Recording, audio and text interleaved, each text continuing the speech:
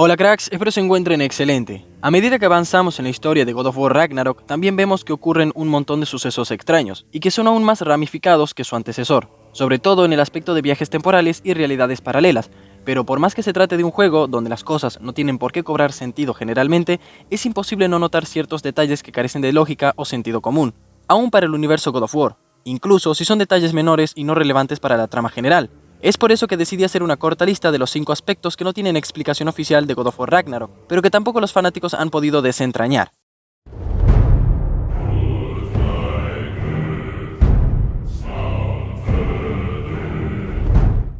Los pasados God of War solían explicar la pérdida de poderes de Kratos, pero siendo realista, dar una explicación para eso en cada juego individualmente no estaría fácil.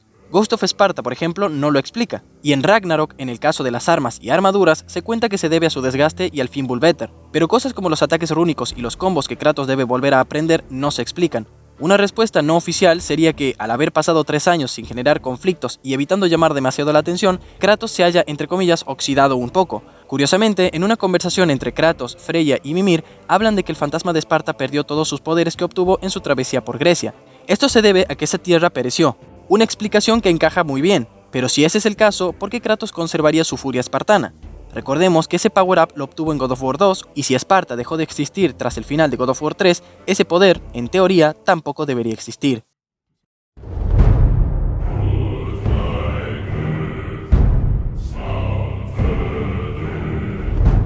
Durante las misiones de Atreus en Asgard, ayudamos a Odín a completar una extraña máscara que se puede usar para ver a través de una especie de rasgadura en la realidad, que supuestamente tiene respuestas para todas las preguntas conocidas, incluida la forma de detener el Ragnarok. Atreus puede traducir la información escrita en las piezas de la máscara, y cada pieza llevará a la siguiente. La primera ya está en posesión de Odín, la segunda está en Muspelheim y la última en Niflheim. Cuando llegamos a cada una de estas áreas, la máscara brillará con más intensidad si vamos en la dirección correcta hacia la siguiente pieza.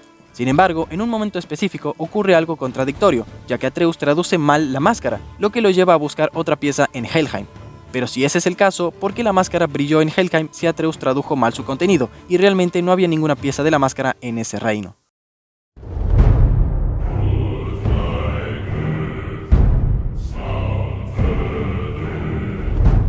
El primer juego de God of War en enseñar la curación rápida de Kratos fue Ghost of Sparta, y luego vino God of War 2018. En esta entrega, Kratos se cura instantáneamente durante la primera pelea contra Baldur, y aquí tenemos a Atreus haciendo lo mismo después del incidente con su padre. Tanto Kratos como Atreus pueden simplemente concentrarse y curar sus cuerpos. Si bien en ese aspecto el guión quiere que los personajes estén en plena salud para lo que sea que esté por suceder, como jugadores nos vendría muy útil una mecánica así. Acepto que no podamos hacerlo en mitad de un combate, pero si nos encontramos malheridos y no hay peligro inminente, ¿por qué no contar con un botón de concentración para curarnos? Al menos así podríamos estar mejor preparados para los jefes secundarios más duros, como los Berserkers, o incluso la reina Valkyria Gná.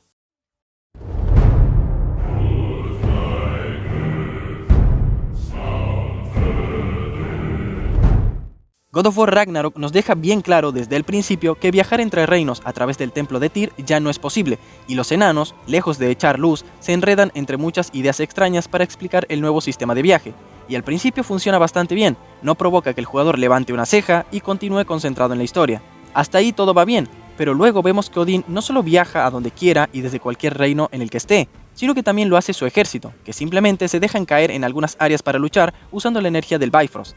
Y por si eso no fuera suficiente, Odín lo hace con solo quererlo. Sus cuervos rodean a quien él ordena y estos los transportan a la ubicación deseada, sin ritual mágico previo, sin artilugios y sin energía Bifrost. Por supuesto, no podemos esperar que Santa Mónica explique esto en futuras entregas, pero hacerlo mediante una novelización como la que posee el primer juego realmente no estaría de más, porque resulta confuso que, de repente, todos pueden hacer aquello que a los protagonistas se les dijo que es muy difícil.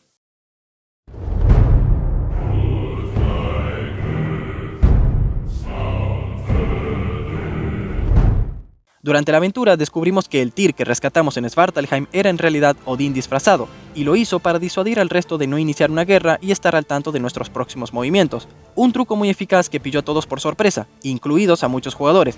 Sin embargo, ¿cómo supo Odín que debía esperar a Kratos y Atreus en Svartalheim en primer lugar?